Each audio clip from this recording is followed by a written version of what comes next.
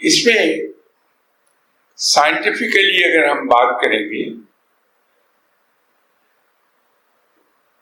Science تو یہ کہتی ہے جو کچھ ہے وہ سب ہمارے ذہن میں ہے، اور سائنس قلب کو نہیں مانتی، قلب کو وہ یا دل کو وہ گوشت کا ایک لوتھڑا کہتی ہے، جس کے ذمہ صرف ایک کام ہے کہ وہ دھڑکتا رہے اور بلڈ ہماری رگوں میں پمپ ہوتا چلا جائے۔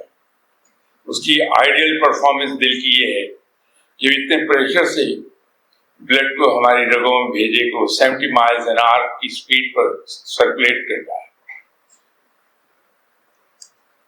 لیکن ذہن کے بارے میں سائنس یہ مانتی ہے کہ انسانی ذہن میں قوتیں بے پناہ ہیں اور ابھی تک ان قوتوں کو میسر نہیں کیا جا سکا، لیکن جو تھوڑا بہت علم سائنس ہمیں دیتی ہے وہ یہ ہے کہ جو کچھ ہم سوچتے ہیں وہ ہماری زندگیوں پر اثر انداز ہوتا ہے، بلکہ دعا کے بارے میں سائنس کی جو لیٹسٹ تحقیق ہے اس کو تسلیم کیا جو سائنس نے کہ دعا واقعی ہی کوئی چیز ہے اور یہ کام کرتی ہے۔ تو سائنس کا دعا کے بارے میں کہنا یہ ہے کہ جب ہم کسی چیز کو بار بار سوچتے ہیں یا زبان سے ادا کرتے ہیں الفاظ کو، تو ہمارے ارد گرد جو پھیلا ہوا مادہ وہی شکل لے لیتا ہے، اور یوں ہم کہتے ہیں ہماری دعا قبول ہو گئی۔ یہ سائنس کی ورشن ہے، میری نہیں۔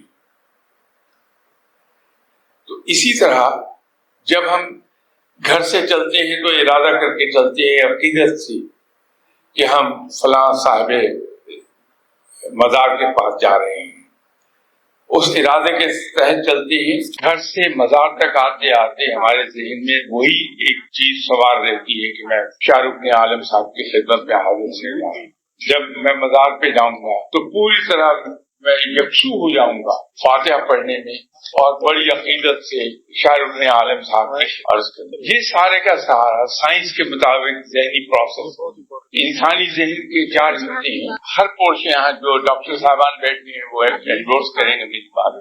ہر حصے میں ماڈیولز ہیں جو اگر ہم برین کی تصویر دیکھیں تو اس میں ہمیں irregular شیپ کے خانے سے بنے دکھائی دیتے ہیں، وہ ماڈیولز ہیں۔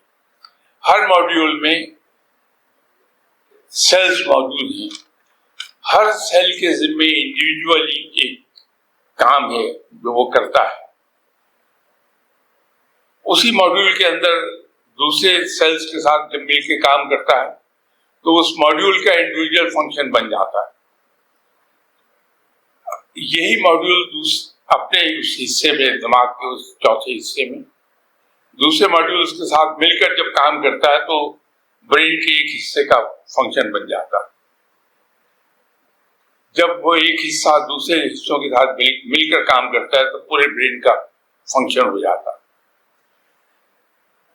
جب ہم اتنی یکسوئی کے ساتھ کہیں حاضری دیتے ہیں تو ہمارے برین کے کچھ سیلز ایکٹیویٹ ہوتے ہیں جو عام حالات میں ایکٹیویٹ نہیں ہوئے۔